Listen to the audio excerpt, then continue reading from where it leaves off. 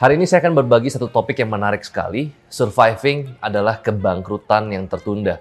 Nah, kenapa menarik? Karena kata survive adalah kata-kata yang banyak banget orang pakai dalam kondisi pandemik seperti hari ini. Kita lihat banyak banget industri yang terimpact, mulai dari pariwisata, kemudian event organizer, penerbangan, hotel, dan masih banyak lagi. Walaupun kita sadar bahwa ada industri yang kena impact, yang menurun, tapi juga ada industri yang akhirnya malah thriving dalam kondisi seperti hari ini. Nah, saya juga banyak melihat di story, di Instagram, beberapa orang-orang dengan kata keyword survive, dan banyak banget online course, banyak banget webinar, banyak banget IG Live yang isinya adalah tentang bagaimana how to survive, bagaimana bisa bertahan. Saya tidak mengatakan survive itu salah, saya tidak mengatakan survive itu hal yang buruk, tetapi kalau misalkan saya kasih analogi seperti ini, kalau misalkan kita ada di planet Mars misalkan, dan kemudian kita punya cadangan oksigen, ya, dan itu membuat kita akhirnya bisa bertahan. Nah, kemudian karena pesawat kita akhirnya mungkin meledak karena satu situasi tertentu, akhirnya cadangan oksigen kita hanya ada di tangan kita. Nah, lalu kemudian untuk bisa tetap survive dan bertahan di planet Mars, kita akan mencoba untuk menggunakan oksigen sedikit demi sedikit. Sedikit demi sedikit, kita coba bertahan. Kita coba untuk buying time, menunda waktu kematian kita. Nah, tapi apa yang terjadi dalam analogi ini? Ketika kita hanya sekedar bertahan tanpa mencoba untuk mencari way out, tanpa mencoba untuk mencari jalan keluar, solusi short term, mid term, atau long term, maka sebenarnya lambat atau cepat oksigen akan habis dan kita juga akan mati. Nah, disinilah analogi kenapa buat saya surviving adalah kebangkrutan yang tertunda. Nah, untuk itu di sini saya bawa buku terbaru yang saya tulis, yaitu The Fifth Season, yang saya tulis dengan teman saya atau sahabat saya, Bro Dhani Sutradewa. Nah, saya akan mengambil salah satu bagian yang saya akan sharingkan di dalam buku ini mengenai pentingnya menyerang.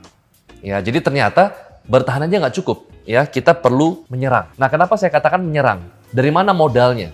Ya, bagaimana kalau misalkan kita udah keburu nggak punya modal? Dan apakah menyerang dalam keadaan seperti ini bukan membuat keadaan bertambah lebih parah? Bayangkan market itu seperti sebuah slice pizza, di mana ada pizza yang begitu besar, market yang begitu besar, namun pizza ini dibagi dengan 10 slice atau 10 competitors. Jadi misalkan contoh, kalau teman-teman punya bisnis pariwisata, atau teman-teman punya bisnis properti, atau teman-teman punya bisnis otomotif, tentu kan ada saingan ya dari brand-brand lain. Jadi pizza atau market share yang begitu besar dibagi menjadi beberapa slice dan misalnya dibagi dengan 10 slice. Akhirnya kita mendapatkan hanya satu potong slice yang kecil karena dibagi dengan banyak orang. Nah, dalam kondisi seperti hari ini, hal yang paling mainstream yang dilakukan oleh brand-brand lain, kompetitor-kompetitor lain adalah survive. Artinya mereka akan cut cost budget promosi mereka akan cut cost budget campaign mereka, budget endorsement mereka akan cut cost operational cost mereka. Artinya mereka akan menunda banyak banget launching project. Ini hal yang saya lihat dan saya perhatikan di industri saya di properti. Banyak pengembang lain yang akhirnya menunda untuk melaunching project. Nah, ini merupakan sebuah kabar baik sebenarnya kalau kita perhatikan secara detail. Artinya memang betul dalam kondisi seperti hari ini, pizzanya semakin kecil. Saya tidak mengatakan pizzanya ukurannya sama atau bertambah besar, yaitu naif namanya. Pizzanya memang semakin kecil, tetapi di saat yang bersamaan ketika pizzanya semakin kecil, walaupun pizzanya kecil, tapi hanya dibagi menjadi bukan lagi 10 slice, tetapi mungkin hanya dibagi 2 slice, 3 slice, atau mungkin maksimum 5 slice. Artinya adalah kompetitor makin kecil. Jadi pizzanya atau market share semakin kecil, tetapi kompetitor juga semakin kecil. Jadi sebenarnya slice pizza yang kita dapatkan actually sebenarnya sama. Kenapa? Karena pada saat kita menyerang dan orang-orang lain memilih untuk bertahan, ini adalah opportunity yang paling baik. Mungkin kalau teman-teman bilang, itu teori, ya Pak Bong melakukan teori. Nah, saya ingin sharing sedikit apa yang menjadi pengalaman pribadi saya ya di Trinity Land. Jadi pada akhir Februari 2020, ya kita tahu BCA mengadakan namanya BCA Expo. Ini event mengenai anniversary-nya BCA. Dan pada saat itu acaranya di ICE BSD City. Dan di sana ada banyak banget brand retail dan ada 16 properti developer nasional. Nah, salah satu ada Trinity Land di sana. Ya, terima kasih untuk BCA, kita dapatkan tempat 120 meter persegi. Kita dikasih gratis tempatnya. Nah, kemudian pada saat itu ada pameran 3 hari. Dan setelah itu, salah satu petinggi dari BCA, dari retailnya, datang ke kantor kita dan memberikan report bahwa ternyata dari 16 pengembang developer nasional yang hadir di dalam BCA Expo, ternyata penjualan nomor satunya adalah Trinity Land. Nah, ini adalah sebuah kabar baik, bukan? Nah, waktu itu belum ada first case COVID di Indonesia baru ada di China ya. Jadi itu akhir Februari. Jadi semua eventnya offline diadakan di Ice Base the City dan waktu itu kita jual kurang lebih 50 unit. Nah, menariknya terjadi pandemi. Ada first case di bulan Maret dan akhirnya kita work from home, ada PSBB atau semi lockdown saya katakan. Akhirnya banyak mall ditutup. Ya, kita tahu yang tadinya kalau misalkan industri properti itu kan kalau kita pameran properti harus offline ya, karena beda kalau misalkan kita jualan kopi susu, ya gula aren, atau kita jualan fashion retail, mungkin di Instagram bisa kita jual. Tapi kalau properti, I don't think so. Kenapa? Karena orang itu butuh lihat fisiknya, dan harga properti itu nggak murah kan, minimum 500 juta, ada yang sampai 1 miliar, ada yang sampai 2 miliar. Jadi orang itu mesti lihat fisiknya, mesti ketemu baru bisa closing. Nah, tetapi di sini kita harus bisa adaptasi. Ya, kita nggak punya pilihan, mall tutup, nggak mungkin kita meninggalkan aktivitas marketing kita. Dan pada saat itu ketika banyak orang menunda untuk launching, kita justru launching beberapa project baru. Dan beberapa project lama, kita buat konsep yang namanya virtual tour. Ya, jadi orang-orang kita buat gathering ya di Zoom secara virtual, kemudian kita ajak virtual tour, artinya adalah mereka ini bisa masuk, ya bisa melihat kondisi ruangan, apartemen, unitnya. Mau ke kamar, mereka tinggal klik, mereka bisa ke kamar. Mau ke kamar mandi, mereka tinggal klik, bisa ke kamar mandi. Ya. Mau lipat ranjangnya, mereka tinggal klik, bisa lipat ranjangnya. Jadi kita pakai teknologi. Ya, dan total kita sudah mengadakan event online di Zoom hampir kurang lebih 900 sampai 1.000 orang. Menariknya, di bulan Juni kita jual 44 unit. Nah, memang kalau kita perhatikan menurun ya 6 unit dibanding dengan bulan Februari yang dimana kita jual di BC Expo 50 unit.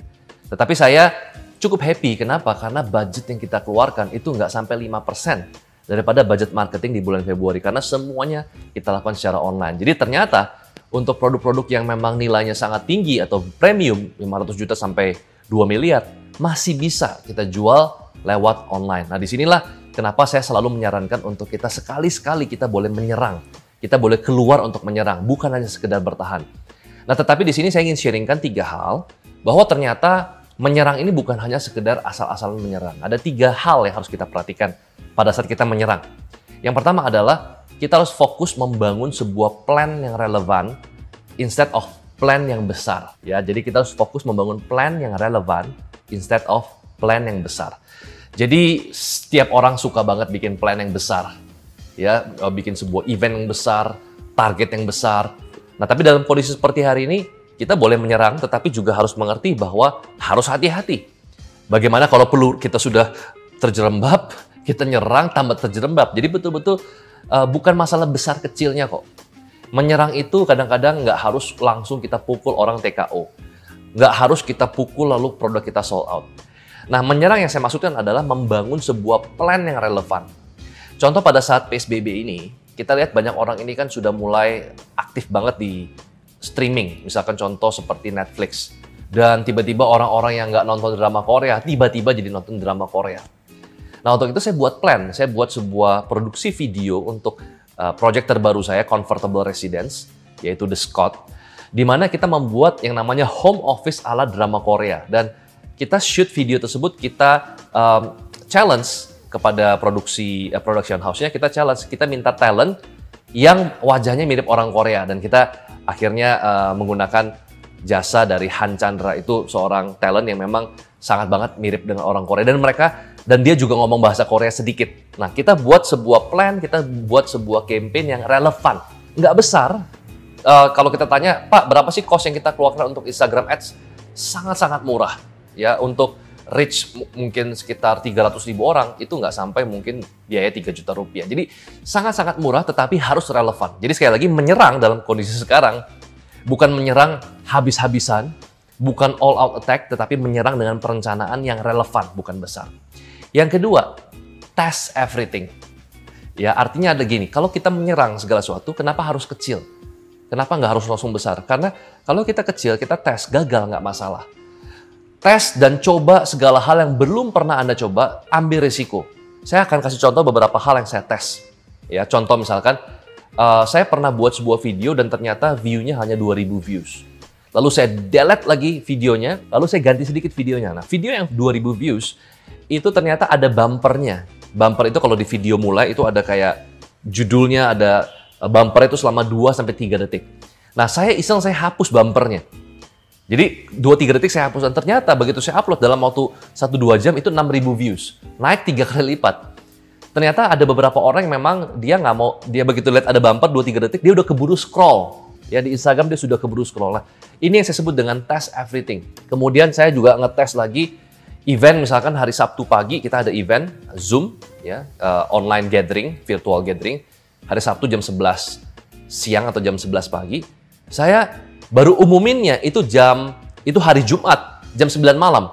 Jadi saya lagi ngetes gimana kalau orang itu kita kasih short notice. Ya, ternyata short notice atau pemberitahuan yang sangat mepet. Ternyata jumlah orang yang register itu bisa naik 4-5 kali lipat. Pak, kalau salah gimana? Kalau gagal gimana? Ya nggak apa-apa, kan namanya juga tes. Ya, test everything. Semua dites sampai kita betul-betul tahu. Ya, dan di dalam buku ini juga saya banyak cerita. Ya, di dalam buku terbaru saya banyak cerita bagaimana saya tes sebuah account, ya, sebuah konten yang bisa masuk ke dalam Explore, bagaimana kita meng-create hype, ya, di the 5th season. Nanti saya akan cerita lebih banyak lagi. Nah, yang ketiga adalah jab. Ya, jadi kalau menarik gini, kalau kita nonton olahraga tinju antara Floyd Mayweather dengan McGregor. Nah, saya ingin cerita sedikit ya. Floyd Mayweather ini adalah juara tinju, ya, di kelas mungkin ringan, ya. Itu 50 kali dan tidak pernah kalah sama sekali. Dan kemudian ada lagi McGregor, ini sebenarnya juara UFC. Jadi beda sports, ya. UFC ini dia aturannya boleh pitting, boleh pakai kaki gitu. Nah, kemudian McGregor ini dia membuat sebuah controversial move, dia masuk ke olahraga yang berbeda, yaitu dia belajar tinju, which mean dia nggak boleh pakai kaki, ya, dan dia nggak boleh pitting. Nah, kemudian memang betul McGregor ini lebih muda, ya, dan akhirnya ini menjadi the fight of century. Ya, ini pertandingan paling besar, dan ini saya pun juga nonton live dengan teman-teman saya. Menariknya, pada saat menit-menit awal atau ronde-ronde awal, McGregor mencoba untuk menyelesaikan atau finish the game secepat mungkin. Dia melakukan yang namanya power punch, uppercut, right hook, sekuat tenaga dia. Dan yang dilakukan oleh Floyd Mayweather, dia bertahan dan sekali-sekali melemparkan jab-jab kecil. Nah, jab-jab kecil ini memang pukulan yang tidak akan mampu membuat lawan itu akhirnya langsung collapse atau TKO. Tetapi pukulan-pukulan kecil ini itu kadang bisa mengumpulkan poin dalam olahraga tinju. Ya, kadang-kadang kalau seimbang atau seri gitu ya, kan dihitung siapa yang paling banyak mendaratkan pukulan, itu jab, ya. Atau yang kedua, pukulan-pukulan kecil atau jab ini itu kadang-kadang membuat lawan agak pusing sedikit demi sedikit. Nah, artinya adalah selain test everything, kita juga perlu melakukan yang namanya launch kecil. Ya, harus membangun momentum kecil. Jadi kalau kita punya produk, jangan pernah kehabisan ide, kehabisan cara untuk kita melaunch. Launch project-project kecil, project-project baru atau produk-produk baru. Ciptakan katalog-katalog baru mungkin every week atau mungkin every 2 weeks. Jadi kita selalu ada momentum-momentum kecil. Jadi di era sekarang, udah nggak tepat lagi kita membuat sebuah gelombang dynamite yang besar. Udah nggak zamannya lagi kita bunuh nyamuk dengan bom nuklir.